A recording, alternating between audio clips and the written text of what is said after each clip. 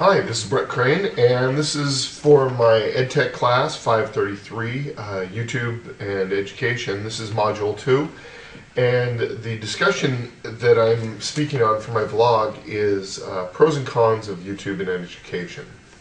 Well, the pros are pretty easy, really.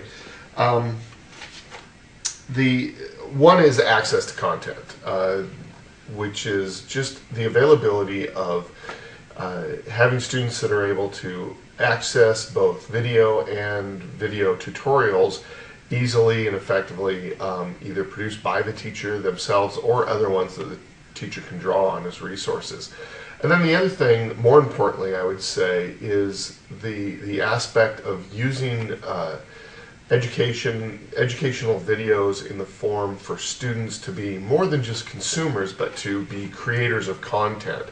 And many of the 21st century skills standards point this out, of the need to have students be able to create and do this type of thing to broaden their understanding of, because it is so dynamic in what they can do with either creating their own video tutorials, reflections, and a variety of other things. The cons, I think, are the same things that are addressed, or the concern of things for the FERPA, SIPA, COPA, or the, let's see, what is it? I always get the acronyms all messed up. It's the Family Education Rights and Privacy Act, which my understanding is really about the sharing of content. What schools, I guess, share in regards to a student and things like that. Also SIPA, which is the Children's Internet Protection Act, which is more dealt with what content is received into the schools and that the students would be exposed to. And then COPA, the Children's Online Privacy and Protection Act, which really deals more with companies and how they handle children in regards to using their services, their online services and stuff. Now, those concerns about whether it's privacy or release of information and things like, or what children are exposed to, are valid concerns.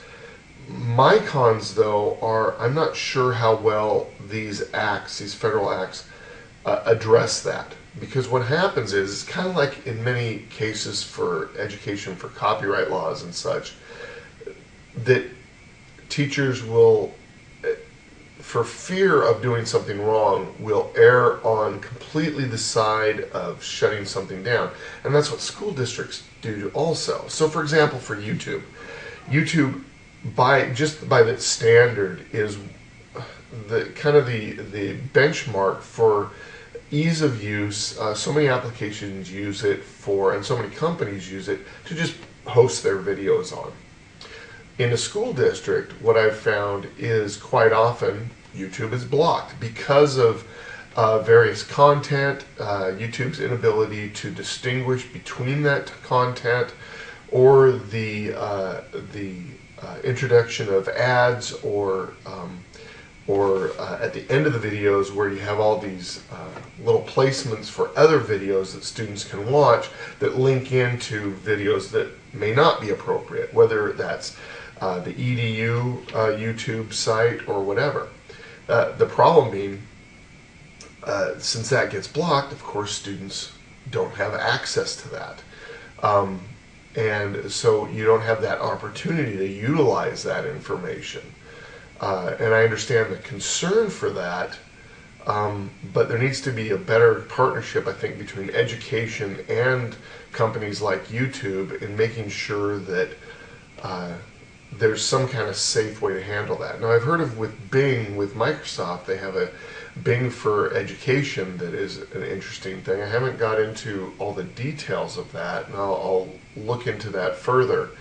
And they have the YouTube EDU. The problem is that many schools, with the way they have their systems set up, or the people that are dealing with those systems, often don't have either the skill set or the ability to, within their their firewall systems to distinguish between just a EDU video at YouTube and regular YouTube videos. And it doesn't help when YouTube does things, of course, like putting in links at the end of videos to a myriad of other videos that are totally unrelated to the video you just watched. Then there's the aspect, the other con is not only blocking students with the ability to see those videos, but of course that also typically is regulated in having students be able to share that content, or I should say create content to be shared. And one of those big key factors is 21st century learning is getting students into that ability of building those connections with the community so that they can actually share information, make contacts with different people in the community, whether that's business leaders, political leaders, people that can be tutors in regards to further information, that because of the laws the way they're set up, that's pretty rare that that kind of thing would happen. And it makes it more difficult, not just to do because of the way that the laws are written, but also difficult for educators to understand what they can and can't do, and what they need to do to make that jump into making making students creators, not just consumers of video content. So those are kind of my pros and cons, as they're kind of very closely linked together. But I guess the biggest con there is really this systemic problems with how educators actually utilize that resource for the students in their classroom.